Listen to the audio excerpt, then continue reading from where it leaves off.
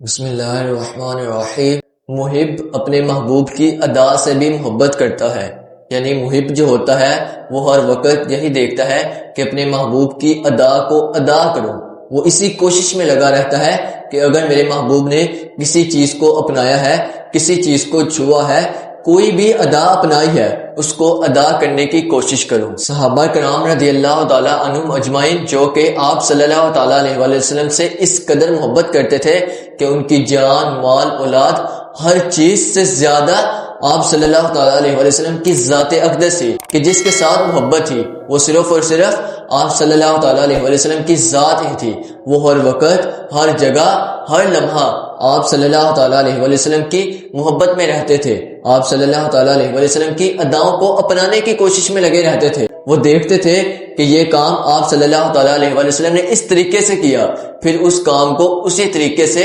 اپنانے کی کوشش میں لگے رہتے۔ آپ صلی اللہ تعالی علیہ وسلم کی ایک ایک ادا کو ادا کرنے کی کوشش میں لگے رہتے۔ بخاری شریف کی حدیث پاک ہے، حضرت انس بن مالک رضی اللہ تعالیٰ عنہ روایت کرتے ہیں، آپ فرماتے ہیں کہ ایک مرتبہ ایک درزی نے آپ صلی اللہ تعالیٰ علیہ وسلم کی دعوت کی، آپ کو کھانے کے لیے اپنے گھر بلایا۔ حضرت انس بن مالک رضی اللہ تعالیٰ عنہ کہتے ہیں کہ اس دعوت میں بھی شریک ہوا، آپ صلی اللہ تعالیٰ علیہ وسلم کے ساتھ میں بھی اس دعوت میں شریک ہوا۔ تو جب دعوت کا وقت آیا تو میں آپ صلی اللہ تعالیٰ علیہ وسلم کے ساتھ اس درزی کے گھر جس نے آپ صلی اللہ تعالیٰ علیہ وسلم کی دعوت کی تھی، میں بھی آپ صلی اللہ تعالیٰ علیہ وسلم کے ساتھ اس کے گھر تشریف لے گیا۔ آپ صلی اللہ تعالیٰ علیہ وسلم اور میں بھی آپ کے ساتھ ہی بیٹھ گیا جا کر۔ تو آپ صلی اللہ تعالیٰ علیہ وسلم کے سامنے جب کھانا لایا گیا تو دیکھا کہ جو کی روٹی اور شوربہ جس میں خشک کدو اور نمکین گوشت تھا۔ کھانا کھانے کے دوران میں نے دیکھا کہ آپ صلی اللہ تعالیٰ علیہ وسلم پیالے کے کناروں میں سے